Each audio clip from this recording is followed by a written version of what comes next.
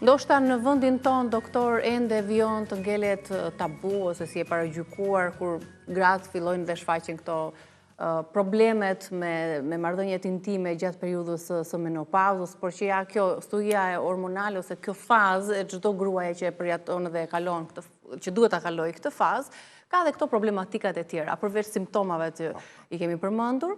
Një nga problematikat që haset në këtë moshë është edhe përjetimet intime në menopauzë. Kjo është një pyetje shumë e rëndësishme, ju falenderoj për këtë pyetje, ju falenderoj, dhe unë e shoh shpesh këtë gjë, sinqerisht po ju them që falenderoj.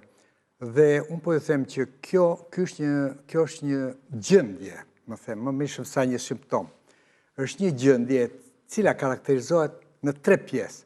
Menopauza, nga gjithë simptomat që ka, mund të ketë rritje në peshë, mund të ketë çrregullime të humorit, mund të ketë çrregullime mendore, mund të ketë çrregullime të tjera, kancerin e gjirë etj. Dhe në anën tjetër ka dhe një gjë që quhet sindromi genit urinar. Sindromi genit urinar është një sindrom që i kohës fundit, nga 94 është vendosur, dhe ky tregon që receptorët e oksigjenit, të estrogenit, janë hapur kudo në trupin e gruas. Dhe kur estrogeni bie plotësisht, dhe këto shenja që thatë ju i takojmë dhe në perimenopauzë dhe në menopauzë. Në njerë më kritike janë në postmenopauzë, sepse ajo 4-ta që ju thashun është menopauza pas kësaj, kur një shifër, kur nuk të vjen për 12 muaj, vitet që vinë mbrapa janë quhet postmenopauzë. Është dhe një fakt tjetër që gratë kohët e fundit, vitet e fundit, jetojnë më shumë në kohën e menopauzës. Pra, gruaja sot jeton 85-90 vjeç, po 85 është norma. Kështu që këto gra vuajnë shumë 1/3 në jetës me këto shqetësime. Me këto shqetësime, të cilat janë të vazhdueshme. Meqense estrogenet bien në maksimum dhe vezët nuk prodhojnë më hormone dhe gratë përfundimisht janë me menopauzë dhe postmenopauzë dhe mungon totalisht hormoni estrogen. Pra dhe dëshira seksuale. Dhe çfarë bën? Kjo ulje dhe normalisht dhe progesteronit sjell një ulje të dëshirës seksuale e para. Veç kësaj, kjo gjendje kombinohet mund të kombinohet me afshe të nxehta, me djersim natën, me pagjumësi, me dhimbje koke, me nervozizëm, me irritabilitet, me një gjendje nervozizmi dhe burri kërkon seks në atë moment. Gjë që edhe burrat kalojnë andropauzën, i kanë këto shenja dhe ata? Po, kanë po shumë. Dhe gruaja duhet të thotë, më fal, të lutem më fal. Dhe burri natyrisht duhet ta kuptojë shumë mirë. Tani, gjendja është kjo.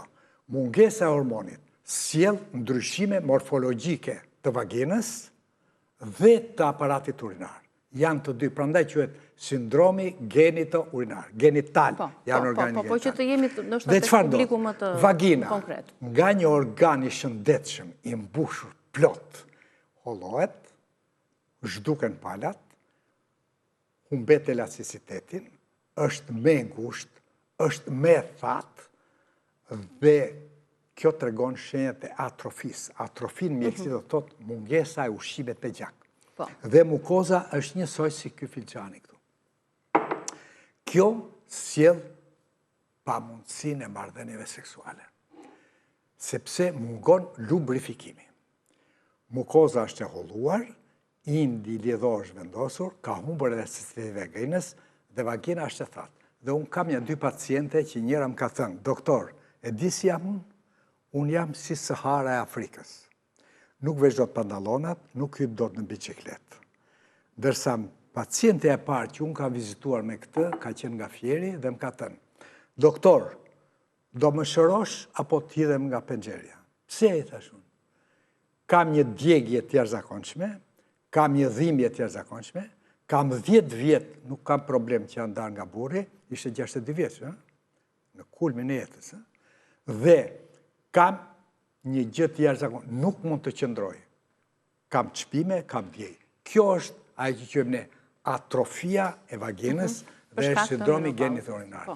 Ky sindrom genit urinar bën që vagina të thahet dhe penetrimi penisit në vagin është i pamundur dhe krijon një ndjenjë sikur ke xhama të thyer brenda. Kështu që kjo sjell atë pamundsinë, plus që në anën psikologjike e sociale është që gruaja ka humbur dëshirën për marrëdhënie seksuale. Tani kjo duhet të shërbejë si një problem, konflikt në çift apo duhet të zgjidhet? Duke qenë se ky është një faktor, problem fiziologjik i moshës që kalon çdo grua. E lëm kështu të përfundoj apo jo, japim një zgjidhje? Absolutisht jo. Së pari unë kërkoj një gjë. Ju lutem shumë burrave në Shqipëri që të jenë adekuat me shokun e tyre të zemrës, me shokun e tyre të jetës dhe ta kuptojnë sepse është një problematik serioze dhe vetmja gjë që do dhënë sinjal në alarmit për shku ke doktori. Dhe ky doktor do ta mjekoj, do të rehabilitoj dhe pastaj më vonë marrëdhëniet seksuale do të jenë ilaçi kryesor që do rinovojë vaginën. Pra, mund të rindërtohet një marrëdhënie në këtë fazë të prishurit. Kjo varet nga koha dhe kjo varet nga tërësi. Se ne ushqejmë qelizën, ne ushqejmë trurin, ne ushqejmë psikologjin dhe pastaj organet. Ne nuk do të kuptojmë seksin si diçka mekanike dhe mua vjen shumë keq për njerëz që e mendojnë seksin si një mjet kënaqësie, si ta kenë gruan si lavatriçe. Për ju si mjek, çfarë është seksi? Urdhë? Ju, çfarë përkufizimi jepni një marrëdhënie seksuale?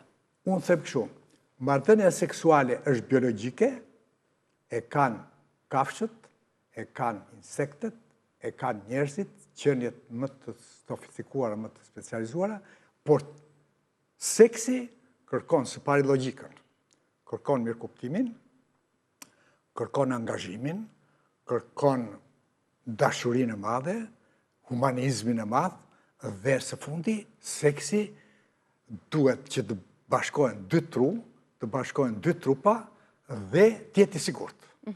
Sa shpesh do të kryej marrëdhënie me çift? Seksi është i këndshëm. Nuk e diskutojmë ne. Këto gjëra e ka vënë Zoti. Ne seksin duhet ta kuptojmë. Duhet ta ruajmë si pasuri. Duhet ta ruajmë si pasuri seksin. Seksi është biologjik, është fiziologjik dhe ajo që ka shumë rëndësi është përputhja fiziologjike e dy sekseve të kundërta, e një njeriu që ka lindur mashkull dhe e një njeriu që ka lindur femër. Këtu ka seks, nuk ka seks ke të tjerët. Dhe seksi anal dhe seksi oral janë perversion. Pra, dy gjëra, ai që ka lindur djalë është mashkull, ai që ka lindur femër është femër, vajzë është femër. Këta të dy do të bashkohen. Me këta të dy do bashkohen. Seksi në të njëjtën gjë. Është njohja, është përqimi, është afrimi, pastaj të lutem të më kuptosh, pastaj fillon ai që quhet intimitet. Nuk ka intimitet. Realisht si ndodh sot? Nuk ka intimitet në rrugë. Intimiteti është kur ti ta fusish në pronën tënde e mos japish, mos kërkosh qira.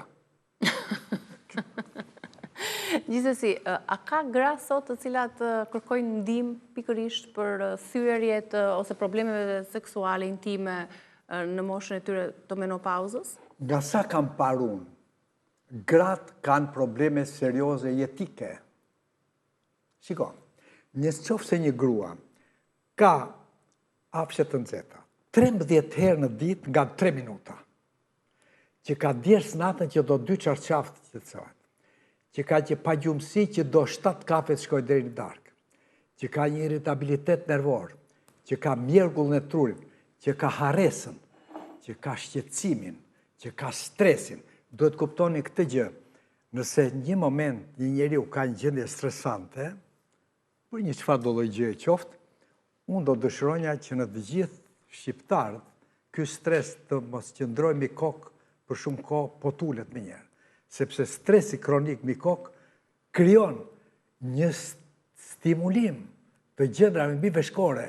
Këto prodhojnë kortizolin dhe kortizoli është hormoni i stresit dhe do të them një fjalë të mbashme të vetësh, që stresi i përqëndruar në kokë është kripa jetës dhe puthja me vdekjen. E drejtë, shumë e vërtet. Doktor, ka gra që ndoshta në gjithë jetën e tyre nuk kanë përjetuar kënaqësi seksuale. Po, është e vërtet. 50% e grave nuk e përjetojnë penetrimin që bëhet në vaginë.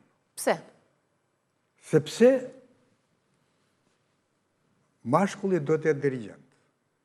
Dhe mashkulli është vështirë në për gjetur pikën G, kush pika G, mund të jetë në fornikës në fund vaginës. Por normalisht, unë kam në eksperiencën time, gra që më kanë ardhur, më ka thënë, doktor, unë kam bërë të kalamaj, por nuk e di ç'është, nuk di ç'është. Kam një rast shumë interesant. Dhe ka shumë gra të prindërve tanë, të moshës tyre, që nuk e kanë njohur në jetën e tyre kënaqësinë. Qendra më e elektrifikuar, termocentrali bërthamor, kështu e kam qytur, termocentrali bërthamor i seksit, është klitorisi. Nëse kokë e klitorisit nuk arrin të përputhet me penisin, sepse femra ka disa zona erotike. Zona erotike e pare fillimit të njohjes është duke veshi. Bile unë kur isha në Francë, është amar me këtë gjej një franceze që të vitë më thotë të frëngjisht mirë mëngjes në darë. Dhe kjo është duke zorë, ke veshi, duke qafa, ke supet, ke gjoksi, edhe ke këndet e kofshës, edhe labjet e vulvës, vulva është bërë për atë formë. Bile, po ta shikosh vaginën me t'i vajzë, unë e shikoj si princesh, ja si që veshur ti. Koka është klitorisi, labjet të gjitha të bukura është një gjë që është një gjë e shkëlqyer, që e ka bërë Zoti me dorë të veta. Dhe, kur penisi nuk arrin, atëre nuk arrihet kjo kënaqësi. Megjithatë burri ka një detyrë, duhet ta çojë gruan në orgazm patjetër, ndryshe është i paftë. E kam thënë, duhet ta gjej patjetër. Dhe mënyra për ta gjetur është përpunimi përpara se të shkosh në aktin pra sepse ne, marrëdhënies direkte. Dhe më thënë, këtë term seksi njohim vetëm në atë marrëdhënie që ju përmendët, pa krijuar atë intimitetin. Jo, intimiteti... Pa bërë dashuri ky çifti. Jo, intimiteti është afrimiteti veçantë, është intim, do me kuptohet. Dhe intimiteti ka këtë afrimitetin, përqimin fare, se s'mund të pothu një grua për shumë azë tjetër, po nuk të përqeo, po nuk të... Po sa për i pak këtu. Pa të tërhequr. Ky intimitet fillon me pregatitjen dhe pregatitja është gjysmë e madhe. Femra kërkon patjetër një 10 minutësh. Faze parë. Faze parë është pregatitja. E dyta është ai afrimiteti përqimi, e treta është marrëdhënia dhe fundit është orgazma, dhe pastaj vjen një qetësi. Që do të thotë sa minuta zgjat gjithë ky procesi? Urdhon? 4 faza ka. 4 faza. Faza e parë është pregatitja, faza e dytë është marrëdhënia seksuale direkte, orgazma, e cila duhet të jetë në fillim ke femra dhe pastaj ke mashkulli, dhe pastaj është gjumi, sepse ka dhe femra kështu, që bën një marrëdhënie seksuale dhe sa pa mbaron thotë, unë dua prapë. Burri ka bërë një ejakulacion, do 20 minuta, 25 minuta të flerë, pasaj të ngrihet. Kështu që detyra është që një seks të ketë shëndetin e para, sigurin nga sëmundje seksuale, sepse ki parasysh ka sëmundje seksuale që vdesin. është sida, AIDS-i, është dhe papillomavirusi, ose sëmundje tjera. Dhe treta është të arrin që të përputhen në mënyrë të plotë. Seksi është ai që i bashkon dy çifte. Është zemra në fillim fare, është truri, por që është një fjalë e vjetër greke. Duhet të bashkohen dy trupa që të dalë një fëmijë. Po, e vërtet, kjo është pa diskutueshme. Intimiteti është ky. Është psikologjia e plotë, unike, fuzionimi, jo bashkimi, fuzionimi që bëhet ndërmjet dy njerëzve me seks të ndryshëm. Po, doktor, ishte një studim që të rinjtë tanë, shqiptarë... Ka dhe një, ma bajnë që fjallë, se kanë parë dhe kështu gjërë. Ka dhe raste në seks që vagina, kur është në aks, në ekstrem, është si manshet, nuk të le të nxjerrësh penisin dhe thith spermën nga 25 cm. Unë kam parë femra në lindje të paprishura, pa futur. Sperma është futur nëpërmjet kanalit. Mirë se vërtet do flisnim hapur, por që të themi dhe ca gjëra të tjera. Ka një studim që tregonte se të rinjt shqiptar nuk kryejnë shumë marrëdhënie seksuale. Ju si e interpretoni dhe sa shpesh duhet të kryejë një çift marrëdhënie seksuale për të qenë të lumtur dhe të lidhur, siç thënë përmendët? Marrëdhëniet seksuale mirë është që fillojnë kur meshkujt dhe femrat janë të pjekura dhe duhet të kalojë adoleshenca, sepse marrëdhëniet seksuale unë e quaj me vlerë të madhe abstenimin. Në adoleshencë duhet të abstenohet marrëdhënia. Dashuria mund të jetë dhe me të puthur, me të prekur, me këtë. Po ama të abstenohet marrëdhëniet vaginale, sepse ka një rrezik. Këtë duhet me kuptoni mirë. Çdo marrëdhënie seksuale që bëhet me penetrim në vaginë, 100% është shtatzani. Në këtë moshë. Dhe një nga faktorët kryesor është shtatzani e padëshuruar. Ja dhe në infeksionet. Kështu që mosha 19 tek femrat, 22-23 ke meshkujt, është mosha mature për të bërë marrëdhënie seksuale. Pra, idealja për ta nisur marrëdhënie seksuale, ndërkohë që realiteti tregon të kundërtën, që vajzat e djemë të rinë në moshën 14-15 vjeçare, siç kemi dëgjuar, e kanë nisur këtë marrëdhënie seksuale Kjo kaq herë. shpjegon sepse ne, familja jonë ka çeduar. Dhe ne në familje nuk flasim për edukimin seksual. Edukimi seksual fillon 5 vjeç, po të kesh vajzën 5 vjeç, edhe djali 6 vjeç, e ti lësh të dy në banjë, të lajnë, ai do thotë çka ke ti këtë, çka ke ti këtë. Atëre, nëna dhe babai duhet të angazhohen totalisht për edukimin e fëmijës. Edukimi në fakt fillon që 2 muaj, po edukimi seksual dhe zonat intime të femrës dhe të mashkullit duhet të mësohen nga prindrit që të mos preken nga të tjerë.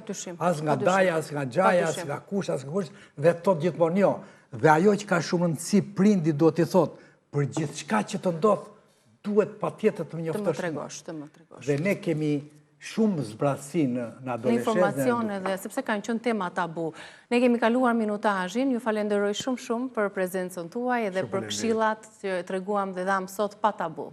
Po të vërteta. Faleminderit shumë, doktor. Shumë faleminderit. Vazhdoni të shijoni çajin ton, ndërkohë ne përshëndetemi së bashku, kalofshi bukur.